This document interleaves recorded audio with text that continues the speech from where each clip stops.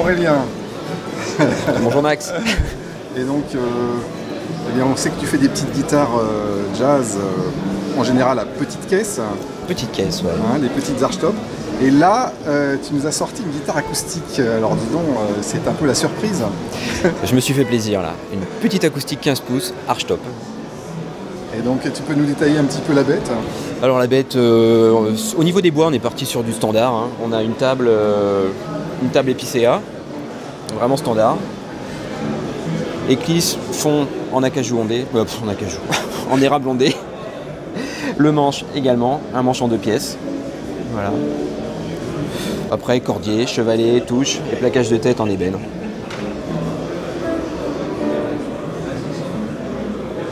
Et donc, qu'est-ce qui t'a poussé à tenter l'aventure acoustique complètement acoustique? Voilà. Et ben, avant tout, j'ai voulu vraiment me faire plaisir.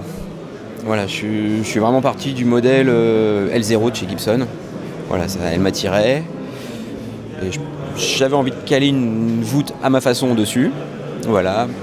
Une rosace plutôt française, plutôt version Selmer, un petit peu plus grande. Voilà, je voulais vraiment faire ma sauce et le côté acoustique m'attirait un petit peu pour le blues, pour le côté roots. Voilà, la petite guitare qu'on emmène un peu partout. Voilà, une petite guitare sobre. Voilà. Et donc, on dira qu'elle déclenche pas mal d'intérêt sur le salon. Oui, voilà, ouais, elle est apparemment assez attirante.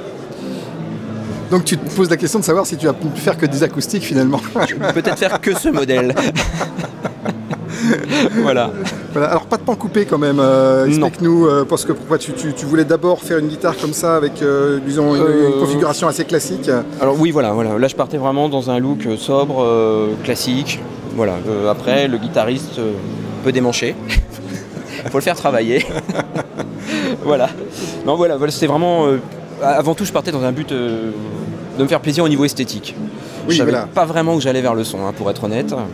Et puis finalement, le son est là, donc je suis très content. Alors le son est là et notamment il y a du sustain. Sustain, ouais, Tu voilà. l'expliques comment ça, le sustain? Alors le sustain, je l'explique. Alors mon explication n'est peut-être pas la bonne, mais je dirais que j'ai changé mon système d'attache de cordier.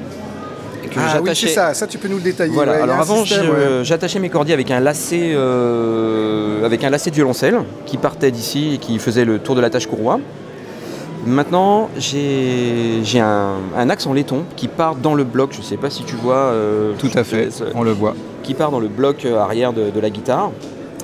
Du coup, l'axe est dans le bloc, il est relié à une plaque de laiton qui passe sous le cordier et qui vient bloquer mes cordes. Et donc, il n'y a vraiment pas de perte, quoi.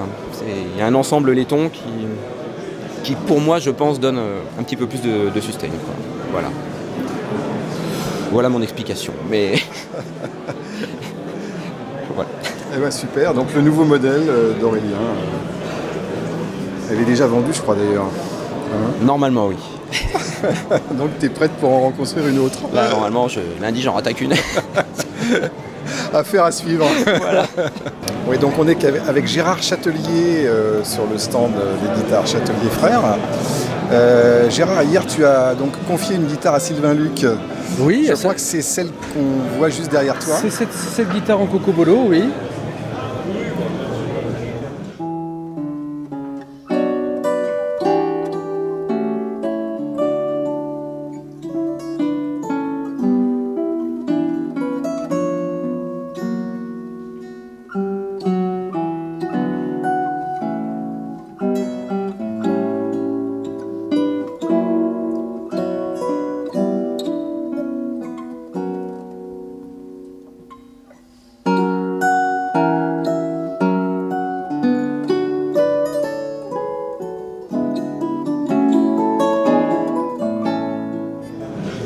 il avait besoin de sonorités un peu acier pour sa pièce de Bach.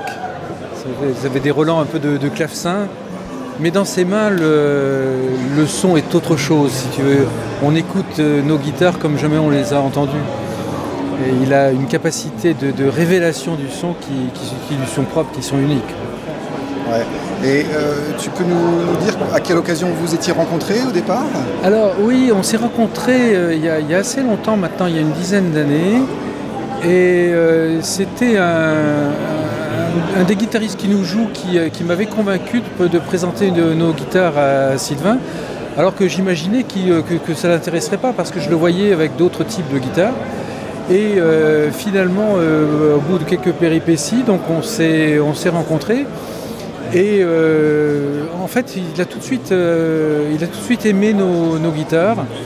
Il les a adoptées le jour même où il les a essayées. C'est-à-dire c'était un peu avant un concert, une demi-heure avant.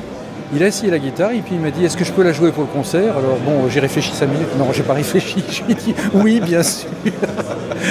Et donc il a fait la guitare avec le concert et c'était un moment pour moi terrible parce que je me disais j'étais un peu au paradis, mais en même temps je me disais il va se passer quelque chose, elle va se fendre en deux, la terre va s'ouvrir et donc c'était un moment d'extrême angoisse pour moi, mais en même temps de bonheur absolu parce que c'était enfin j'entendais ma guitare, quoi.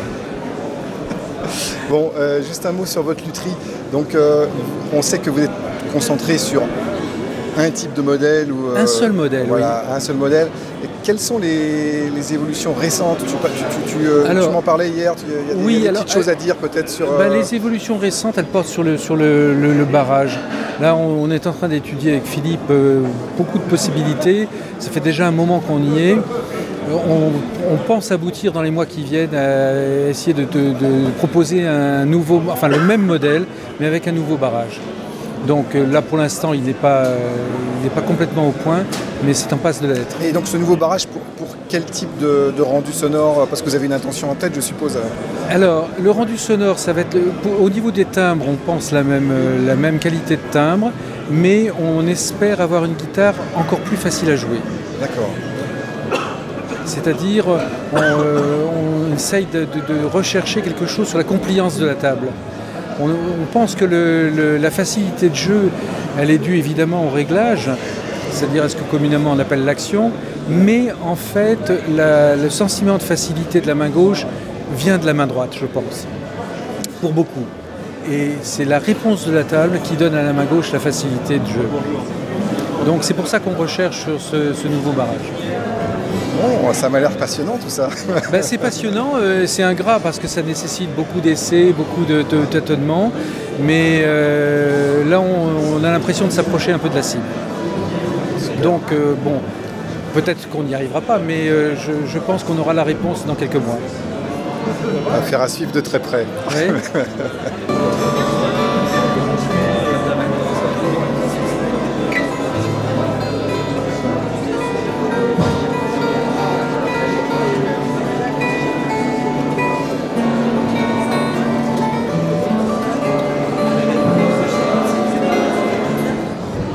Toujours à Issoudun avec Pierre Bertrand qui va nous présenter donc, sa lutherie à travers les guitares que tu exposes ici. Alors évidemment il y a une magnifique archtop derrière toi, Ouais.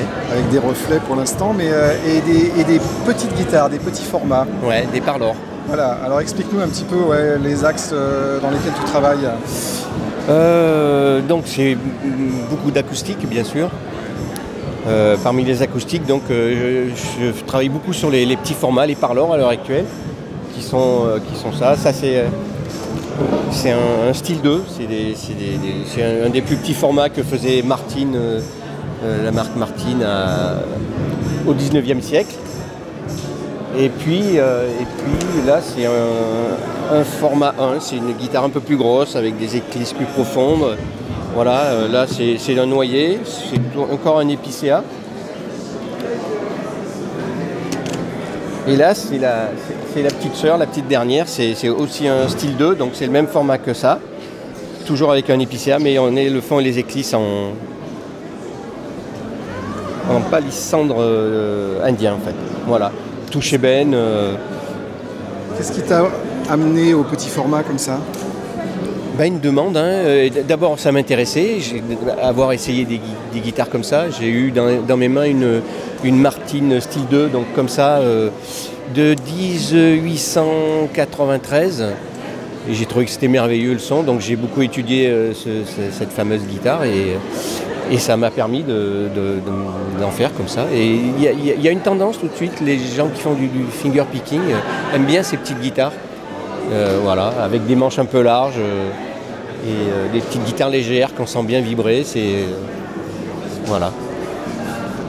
Alors derrière, il y a une Archtop, donc un tout autre type de guitare, ouais. Donc, que tu fabriques aussi. Donc. Ouais. Oui. C'est la guitare jazz, inspirée des modèles Benedetto, fond et clisse en érable ondé, les tables en épicéa. Alors là, celle-ci, elle est habillée avec de l'amourette, snakewood. C'est un bois qu'on trouve en Amérique centrale. Voilà. Manche en érable aussi, en 2 parties, touche ébène. C'est très traditionnel, à part la forme des ouïes et le cordier, le pigward qui ont des formes originales, quoi. Mais c'est la guitare de jazz un peu. Alors qu'est-ce qui t'a conduit vers ce type de lutherie très différente de ce qu'on vient de voir avant sur les modèles Parlor? Ça c'est la demande, mais la demande elle a un peu baissé, c'est-à-dire que ce genre de guitare elles sont moins demandées. Il y a toujours une clientèle, mais voilà, c'est moins demandé. Et puis je trouve que c'est un bel exercice, je trouve ces instruments très beaux, voilà. Donc une Archtop complètement acoustique avec micro suspendu. Voilà, c'est ça, c'est vraiment une guitare qui fonctionne en acoustique. Bon, ces guitares-là, quand les musiciens jouent avec un batteur, un contrebassiste, il leur faut un micro parce que sinon elles sont pas assez puissantes. Mais c'est un micro d'ailleurs qui prend le son acoustique, elle garde ses caractéristiques de son acoustique en fait. Donc là on a deux perspectives sur ta lutherie. Est-ce qu'il y a d'autres choses très différentes où tu te concentres vraiment sur les modèles Parlor d'un côté et puis les Archtop par ailleurs? Il y a d'autres choses? Non, moi ma culture c'est plutôt les guitares acoustiques, ouais. Les folk, alors Parlor ou un peu plus grandes, ou du 000 où je fais quelques dreadnoughts, mais c'est souvent des Parlor. C'est tout de suite à une période, je faisais des Weissenborn parce qu'il y avait une mode, il y avait beaucoup de gens qui en demandaient. Donc voilà, il faut savoir aussi faire les guitares qui sont dans l'air du temps, sinon c'est pas la peine de les garder à l'atelier, quoi. Et voilà. D'accord. Donc plutôt la guitare acoustique, plutôt la guitare folk, de façon générale. Ouais. Parce que c'est ma culture, Crosby, Stills, Nash & Young, toute cette musique qui s'est imprimée en moi. Et récemment, donc les modèles Parlor tout spécialement, à cause des formats. Oui, c'est un format petit, c'est une guitare de salon, c'est une guitare vraiment pour s'accompagner au chant, juste une guitare, une voix, quoi. Et en plus, elles ont des sons très, très, très proches de la voix humaine, donc c'est intéressant, c'est un duo en fait, entre la guitare et le chanteur, quoi. Ouais, donc Philippe, excuse-moi, donc il s'agit de ta première guitare, c'est incroyable. Ouais, mais c'est vrai que j'ai travaillé chez Maurice Dupont et en sortant, j'ai eu envie de me faire mon premier instrument avec. J'avais du temps à l'époque et j'avais envie de me faire un instrument digne de ce nom. C'est vrai que j'ai réalisé ça, je suis assez content depuis. Bon, on va la revoir d'un peu plus près là, parce que ça m'intrigue fort. On multiplie. En loupe de Vavona sur les côtés, érable ondé sur le fond, incrustation de bois de rose et bois de violette. C'est une espèce de chef-d'œuvre comme les compagnons là. C'est un peu ça.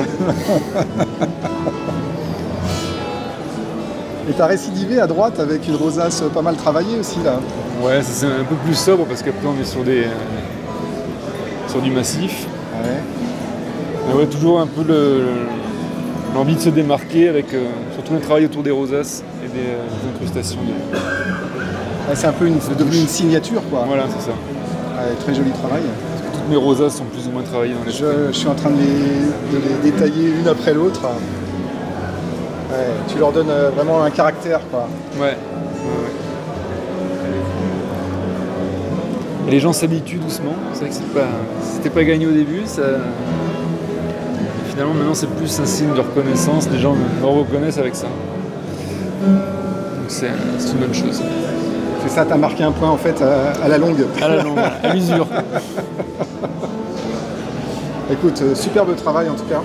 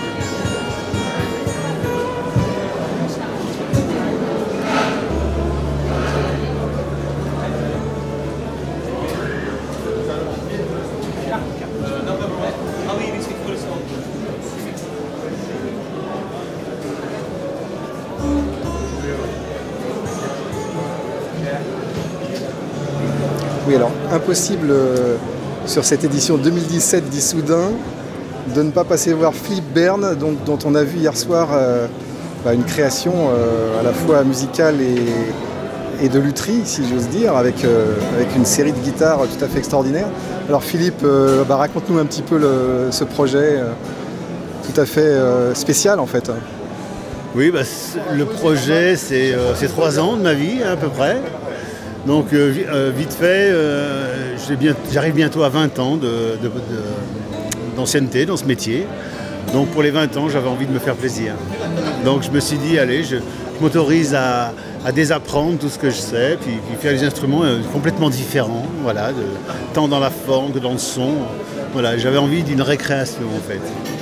Et puis j'en ai fait 1, 2, 3, et puis finalement je me suis dit, tiens, c'est peut-être pas inintéressant de le réfléchir autrement. Donc j'ai limité dans le nombre, je me suis dit, je vais m'arrêter à 9. Et puis le hasard a fait que j'ai rencontré un compositeur que j'aime beaucoup, enfin que j'aime beaucoup la musique. On peut citer son nom? Qui s'appelle Alex Michel.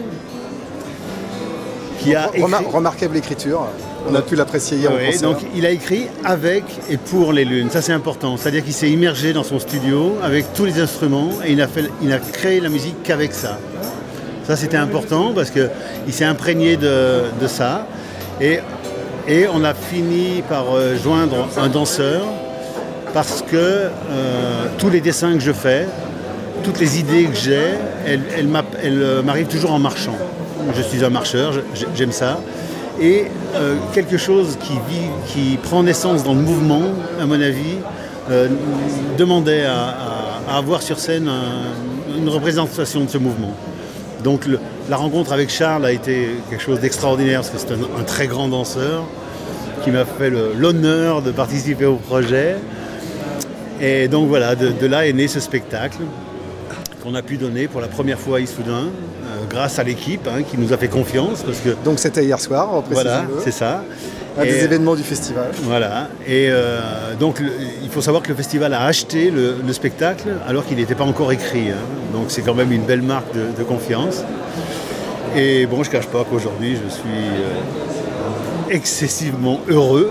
Mais tu peux l'être parce que c'était un beau concert. On a eu d'ailleurs une soirée exceptionnelle hier soir avec donc les 9 lunes en première partie et Sylvain Luc et Marie-Lise Fleury en seconde partie. C'était un concert d'une qualité extraordinaire.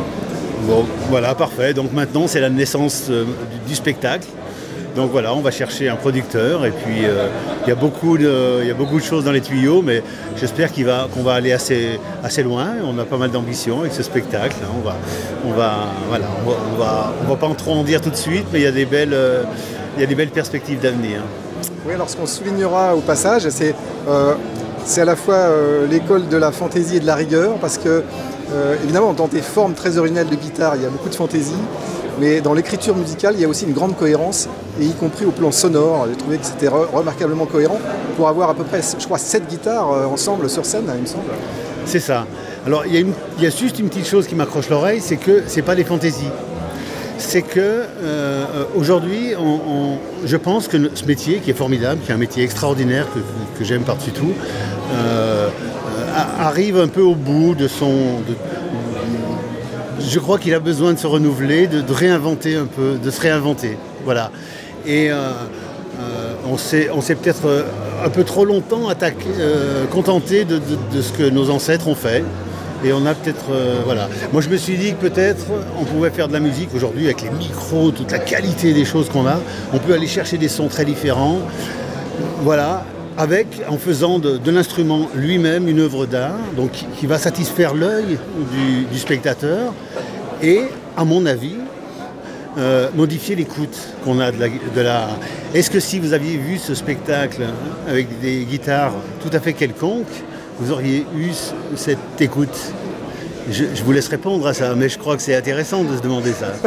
Je crois que c'était en tout cas un ensemble aussi bien visuel que sonore. Voilà. Et ce qui profite à l'ensemble, c'est la qualité de l'écriture globale, on dira, et la qualité du travail de chacun. Bien sûr, bien voilà, sûr. Parce que le compositeur a fait un très beau travail. Oui. Les instrumentistes présents sur scène l'ont proposé de façon tout à fait efficace. Le danseur aussi apporte beaucoup, et puis le côté visuel du spectacle. La lumière extra, les décors, enfin, un spectacle c'est tout ça, hein, c'est tous ces gens qui se mettent en mouvement, c'est du travail, c'est une énergie énorme, mais alors une satisfaction formidable. Et pour le luthier qui est à l'origine, je suppose, voilà. Vraiment une satisfaction en pleine et entière. Extra. Merci à toi de m'avoir donné cette occasion de ravissement hier en tout cas. Merci.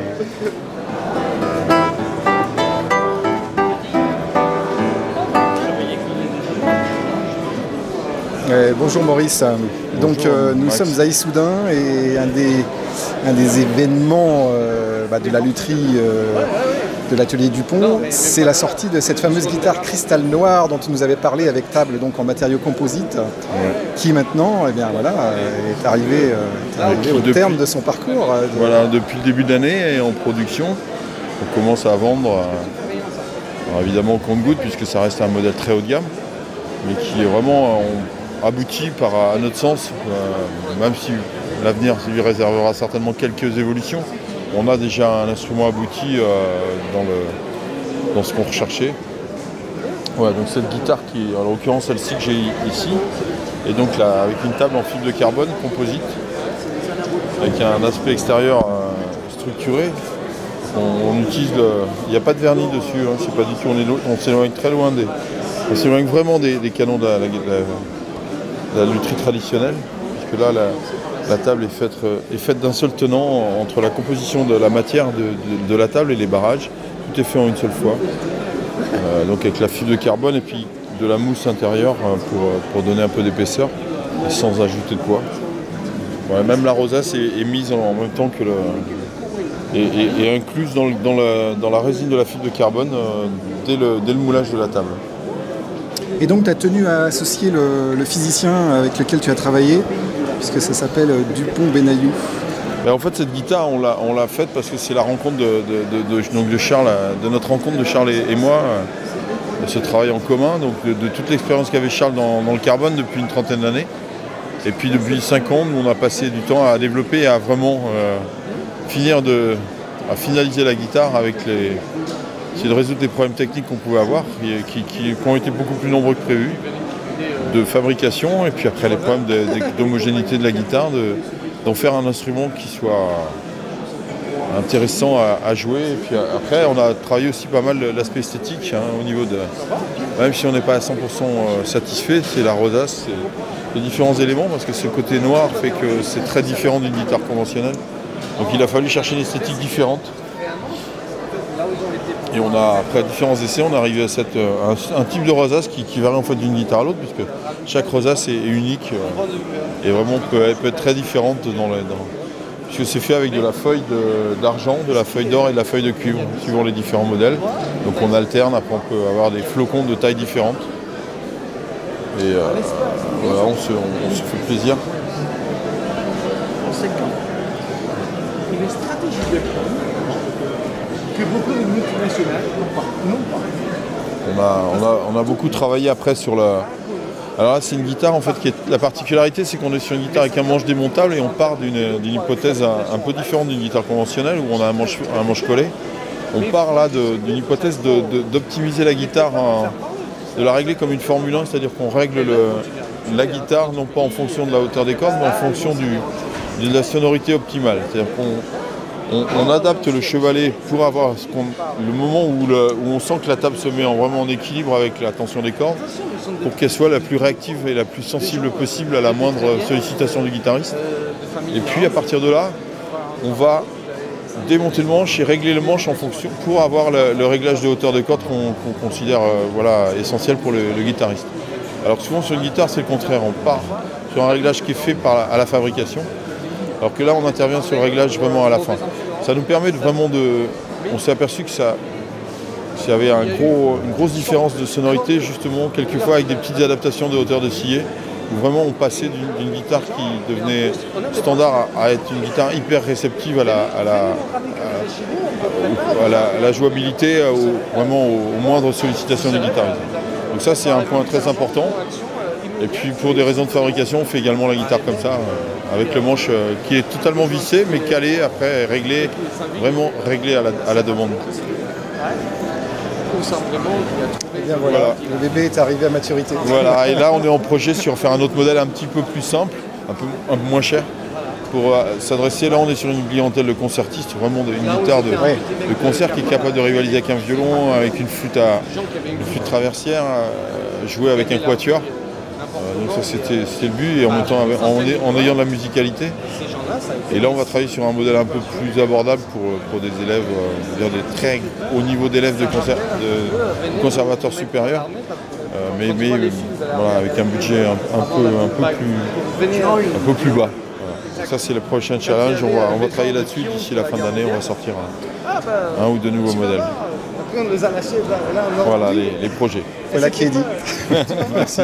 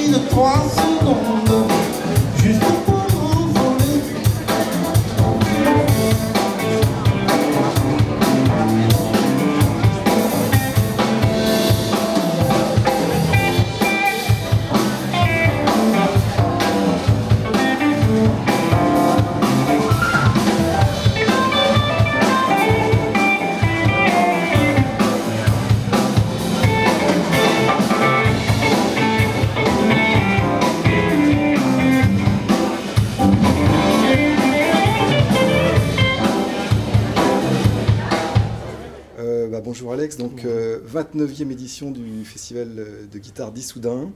Nous sommes le samedi, donc le festival est déjà dans sa bonne moitié, on dira. Voilà, une bonne moitié. Avec donc une création hier qui a marqué un peu les esprits, les 9 lunes, autour de la lutherie de Philippe Berne, que j'ai eu l'occasion d'interviewer tout à l'heure. Donc de ta part, un petit point sur l'édition en cours, un petit point général sur le festival, on dira. Un point positif, hein. C'est vraiment là, on a depuis le début une bonne fréquentation, autant au niveau du public que du côté artistique. On a eu des belles surprises, justement par cette création qui nous a vraiment surpris, parce qu'on ne s'attendait pas à quelque chose d'aussi riche musicalement. C'est vraiment quelque chose de... Voilà, On nous a tous surpris d'ailleurs, parce qu'on a tous été étonnés.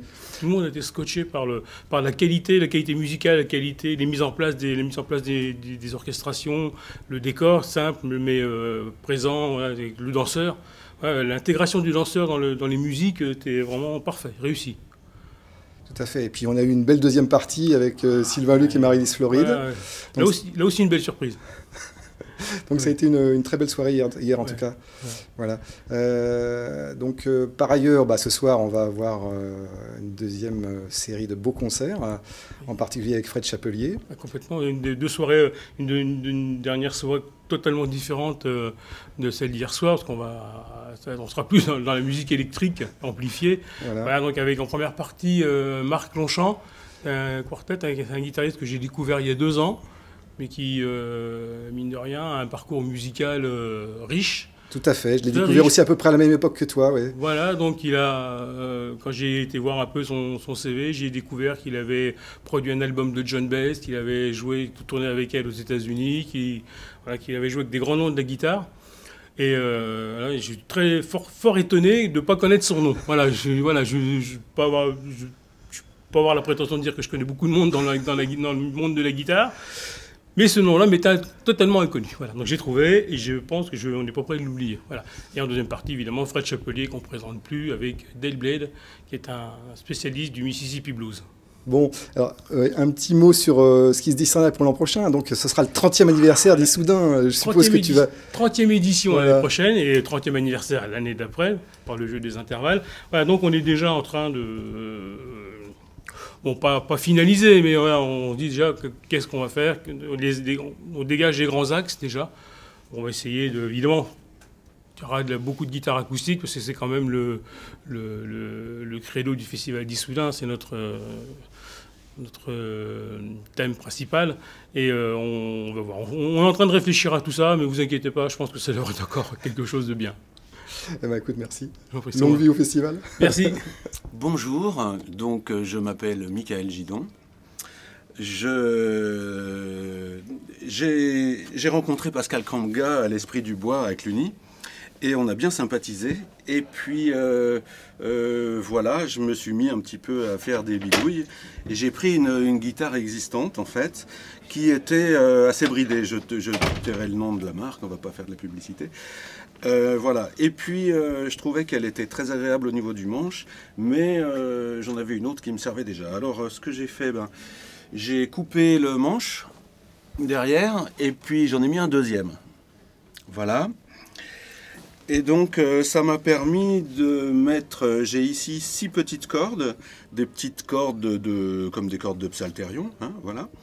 Et puis ici j'ai 3 cordes qui vont faire office de basse, mais qui sont des cordes de guitare jazz assez épaisses, non filées. Ici j'ai les 4 cordes normales, et ici j'ai doublé les 2 autres qui sont intéressants.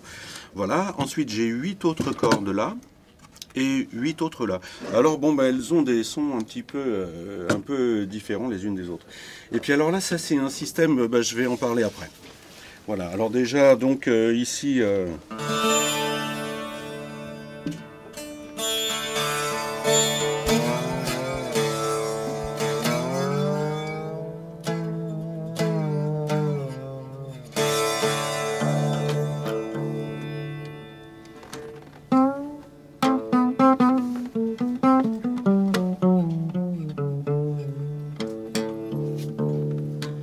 Voilà. Bon là, il y a des trucs de tension. Alors oui, donc je vais quand même expliquer ça. J'ai appelé ça un sweep tuner. Sweep qui est doux, sweep qui glisse, tuner accordeur. C'est en fait un accordeur par corde. Alors ça permet en fin de compte ici de plaquer, on a un mi mineur, un mi majeur. Voilà. Ici, un mi 7, un mi 6, voilà, etc. Ou je peux m'amuser à faire un sol ici, voilà. Alors, l'avantage, bien sûr, c'est qu'on peut s'amuser à changer les bourdons, à faire tout ce qu'on veut avec. Mais il y a d'autres applications qui sont vraiment intéressantes, notamment en mettant des petits moteurs qui prendrait en mémoire chaque accord. On aurait un pédalier. Pour quelqu'un qui aurait perdu l'usage de ses mains, qui n'aurait plus de main du tout, on pourrait lui mettre un plectre dans la main droite.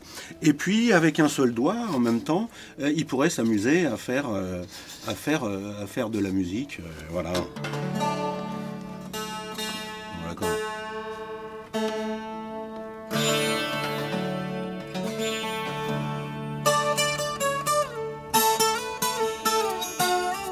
Ouais, c'est l'écart de ton, là, c'est... Bon, limite, là j'utilise plusieurs doigts, mais on imagine Django, il est arrivé juste avec deux, donc je pense que quelqu'un qui n'aurait plus qu'un doigt arriverait à faire des trucs super.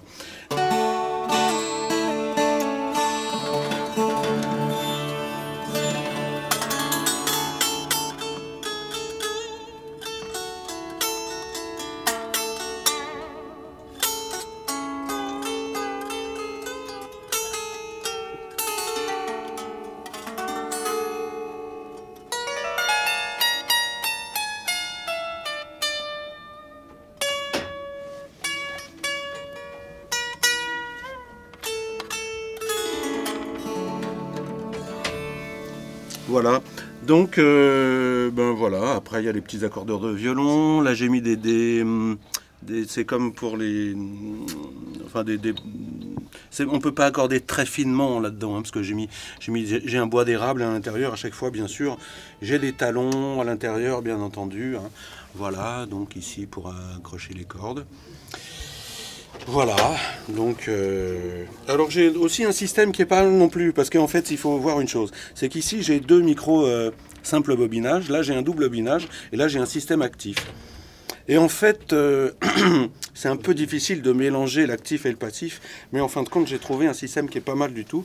Alors j'ai malgré tout ma commande active ici naturelle, mais pour pouvoir piloter les deux autres, en fin de compte, là il faudrait être en électrique, mais voir qu'en fin de compte j'ai fait un système de balance, c'est-à-dire que j'ai fait en sorte de pouvoir piloter une balance entre ces deux systèmes et une autre balance entre ces deux systèmes et celui-là. Parce que normalement, le jus arrive directement sur l'actif, et si on le fait arriver sur l'actif, on ne peut pas, on est obligé de tout rendre actif. Mais en fait, le système que j'ai fait permet de mélanger l'actif et du passif, et ça marche très très bien. Voilà. Donc, voilà, en fait, c'est... Voilà, je ne sais pas qu'est-ce que je pourrais dire d'autre. Voilà, je vous remercie. Ah oui, un petit peu, donc alors jouer...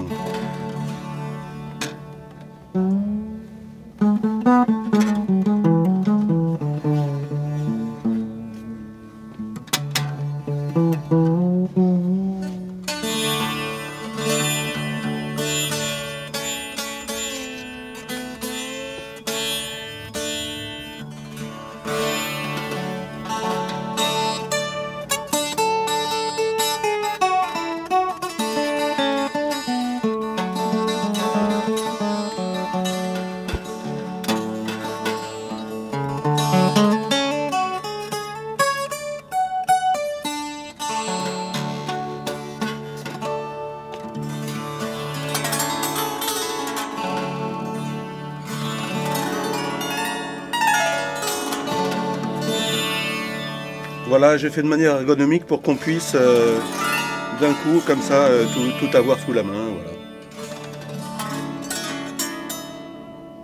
Voilà, bon, on l'écoutera, peut-être électrique, ça sonne beaucoup mieux, hein, étant donné que vraiment, parce qu'il y a quand même une tension, il y a 300 kg de pression là, hein, quand même.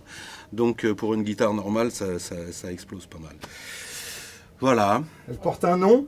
Alors c'est un Guistar Balloum.